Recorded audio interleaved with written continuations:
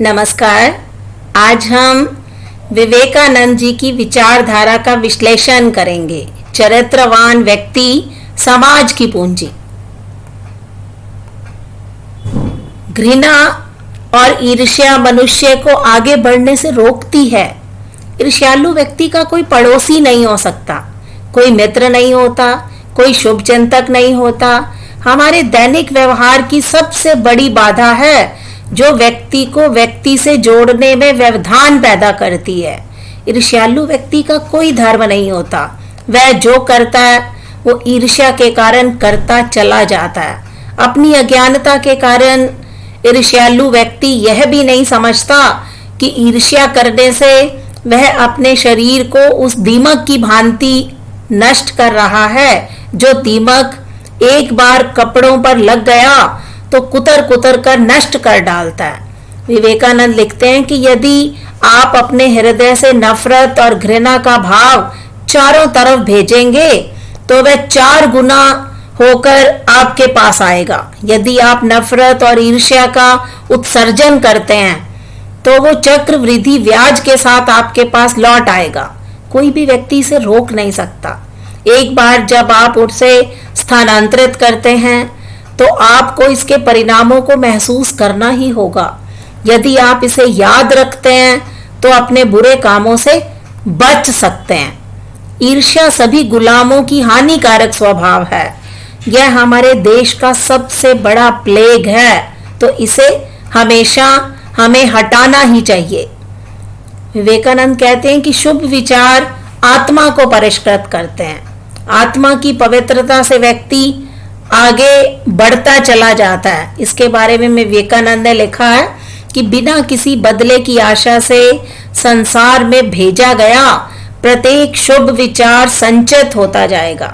वह हमारे पैरों में से एक बेड़ी को काट देगा और हमें अधिक से अधिक पवित्र बनाता जाएगा, जब तक कि हम पवित्रतम मनुष्य के रूप में परिणत नहीं हो जाते।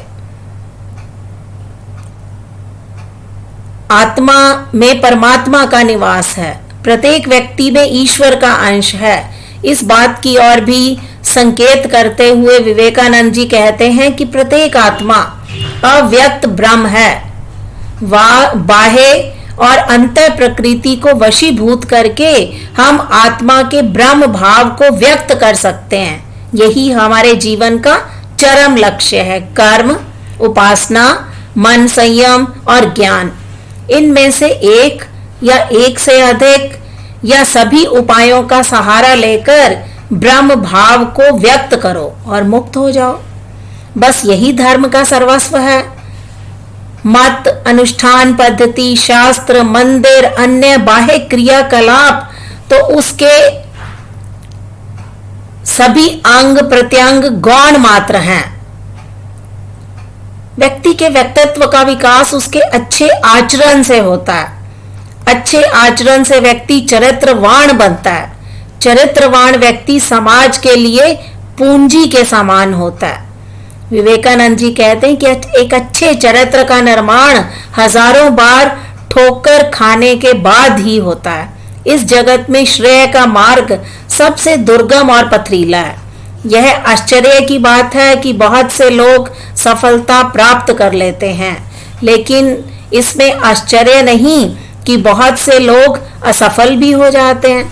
हजारों ठोकरें खाने के बाद ही एक अच्छे चरित्र का निर्माण होता है। शुद्धता, धैर्य और दृढ़ता, ये तीनों सफलता के लिए बहुत अनिवार्य होते हैं। कहते हैं कि अगर किसी छात्र को लगता है कि वह आत्मा है तो उसे एक बेहतर छात्र बनना होगा। यदि वकील को लगता है कि वह आत्मा है तो उसे एक बेहतर वकील बनना होगा। अगर अध्यापक को लगता है कि मैं एक अच्छी आत्मा हूं तो उसे एक बेहतर अध्यापक बनना होगा। इसी तरह से ही प्रत्येक व्यक्ति अब सफलता प्राप्त करने के लिए दुर्गम और पथरीले रास्तों में से निकलता है। इसी कारण उसका संघर्ष कई बार बहुत कठिन भी हो जाता है। संघर्ष ही जीवन का आधारभूत सत्य है। विवेकानंद जी लिखते हैं कि जो प्रकृति के विरुद्ध लड़ाई करता है वह चेतना है। उसी में ही चैतन्य का विकास होता है। यदि एक चींटी को मारने लगो तो देखोगे कि वह भी अपनी जीवन रक्षा के लिए एक बार लड़ाई करेगी। जहां चेष्टा या पुरस्कार है वहीं संग्राम है, और वहीं जीवन का चिन्ह है, और वहीं चैतन्य का प्रकाश है। कहते हैं कि जितना कठिन आपका संघर्ष होगा, जीत आपकी उतनी ही शानदार होगी। हर व्यक्ति को काम करते हुए 3 अवस्थाओं में से गुजरना पड़ता है: उपहास, विरोध और स्वीकृति। मनुष्य जो अपने समय से आगे विचार रखता है, लोग उसे निश्चय ही गलत समझते हैं। इसलिए विरोध और अत्याचार हम सहर्ष स्वीकार कर लेते हैं, परंतु मुझे दृढ़ और पवित्र होना चाहिए, भगवान में अपरिमित विश्वास रखना चाहिए।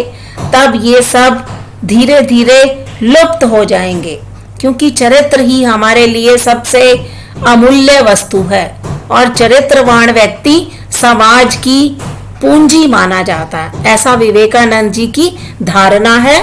हमें अपने चरित्र को मूल्यवान बनाने के लिए समाज में शुभ कर्म करने चाहिए, और अच्छे कर्मों से ही हमारे चरित्र और हमारे व्यक्तित्व का विकास संभव हो सकता है। धन्यवाद।